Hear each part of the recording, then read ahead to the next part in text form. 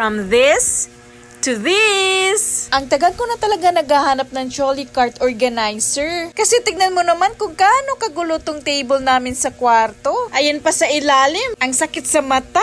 And buti na lang dumating na tong in-order ko. Kasama na nga itong bottle organizer at itong trolley cart organizer. And meron na rin yung user manual for the installation. So binay-group ko na para mabilis yung pag-install. Ito naman yung pinaka-base ng trolley cart at ito naman yung sa pinaka-ibabaw. So first, lagyan muna natin itong mga black tubes para sa wheels mamaya. Next, itong tatlong drawers. I-attach mo lang yung mga front boards nila. Next, ay ilagay mo na yung mga connecting tubes. So itong pinakababa, dalawang layer yan. Then, lagay mo na yung small and big brackets. Yung small is sa horizontal and then yung big brackets naman is sa vertical. Then, continue mo lang hanggang matapos yung tatlong levels. O diba, ganyan lang kadali. And then, proceed ka na sa final level. I-attach mo lang tong whole board sa gilid. And then, lagay mo na yung pinaka-top niya. Pwede mo nang isabit yung mga small boxes. And you're done! Ang ganda, diba? So, pwede kang bumili ng trolley lang or pwede ka rin bumili nitong bottle organizer. Na mali pa nga yung color na na-order ko. Dapat blue yan. Pero okay lang, baby girl naman yung next baby ko.